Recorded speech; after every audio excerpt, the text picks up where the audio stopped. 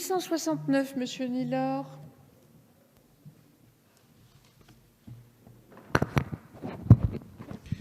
Cet amendement vise à corriger des situations d'injustice fiscale et sociale qui touchent les travailleurs indépendants, particulièrement dans les Outre-mer, mais pas seulement, en les protégeant des conséquences dommageables des retards ou du non-respect des délais des règlements légaux par leurs clients, notamment les collectivités. Au sens du PLFSS 2020, les cotisations et contributions sociales doivent être effectuées par voie dématérialisée dans des conditions et délais impartis par les URSSAF. Cette disposition ne considère pas la situation financière des travailleurs indépendants qui composent 90% du tissu économique des Outre-mer. Merci, Monsieur le député. Monsieur le rapporteur général.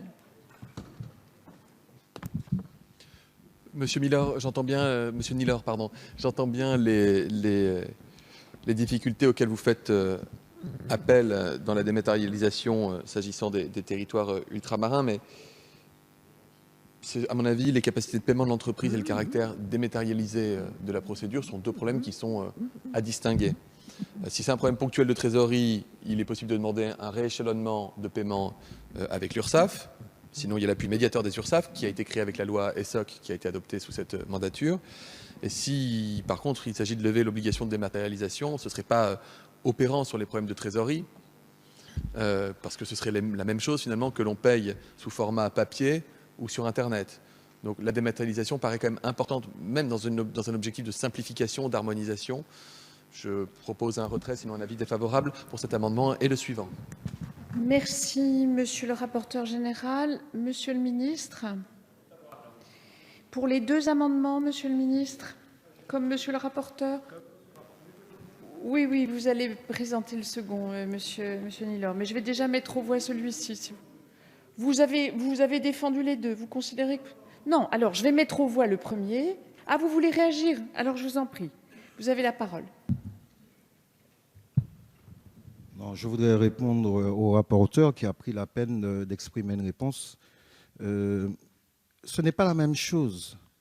La dématérialisation pénalise les travailleurs indépendants dans la mesure où, au moment de la déclaration, ils sont obligés de déclarer des revenus qui ne correspondent pas aux revenus réels parce qu'ils n'ont pas encaissé certaines sommes. Donc, on arrive à une situation quand même ubuesque où les revenus déclarés ne correspondent pas aux revenus réels. Ça vient encore pénaliser des gens qui souffrent d'une vulnérabilité économique et d'une fragilité, notamment dans les Outre-mer. On aboutit à une situation finalement d'injustice fiscale et sociale par cette dématérialisation qui est imposée. Je ne parle même pas de la fracture numérique qui touche nos territoires et qui va encore pénaliser ces acteurs majeurs du tissu économique dans nos pays. Merci, Monsieur Nilor. Je mets aux voix cet amendement ayant reçu un avis défavorable. Qui est pour? Qui est contre? Il n'est pas adopté. Le 870, Monsieur Nilor.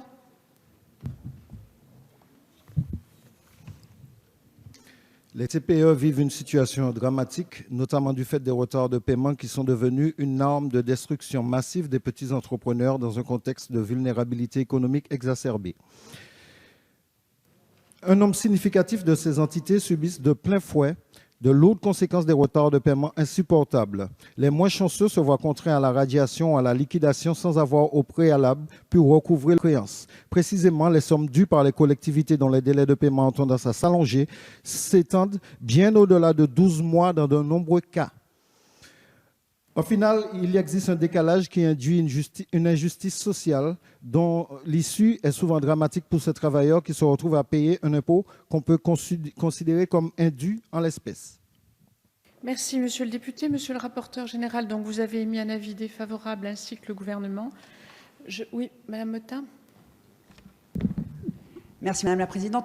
Juste pour peut-être rassurer Monsieur Nilor, il y a deux choses. La première, avec Chorus, donc la nouvelle plateforme des collectivités locales de dématérialisation des factures, on a constaté déjà dès cette année de meilleurs délais de paiement des collectivités vers les TPE-PME avec qui elles travaillent. Et puis il y a une deuxième chose qui va arriver dans les articles non rattachés du PLF, qui va permettre aussi de créer une plateforme de dématérialisation en 2023 pour la facturation d'entreprise à entreprise.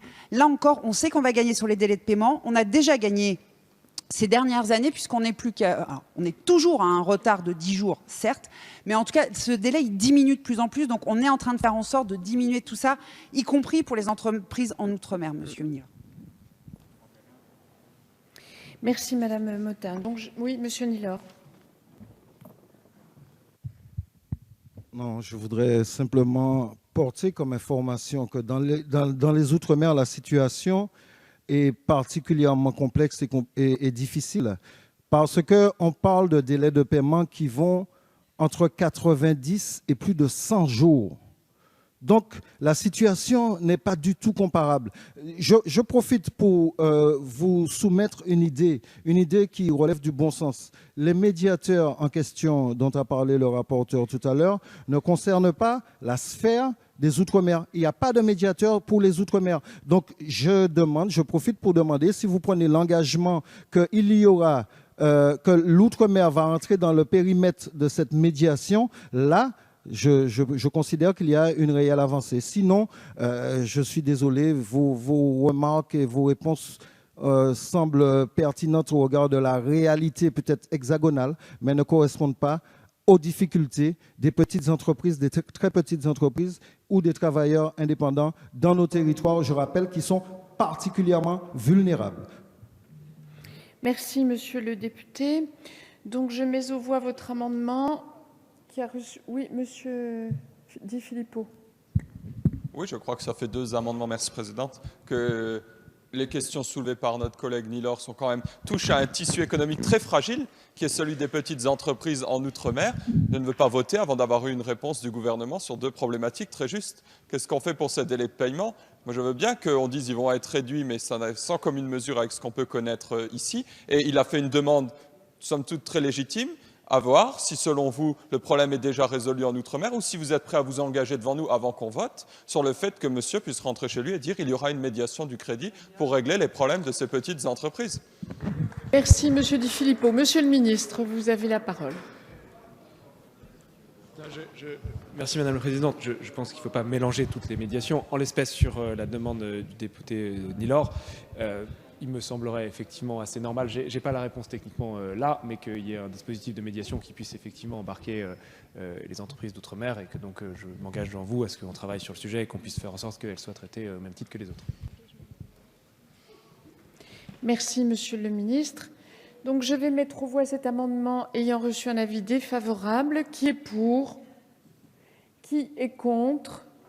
Il n'est pas adopté. Monsieur le rapporteur général, votre 1820.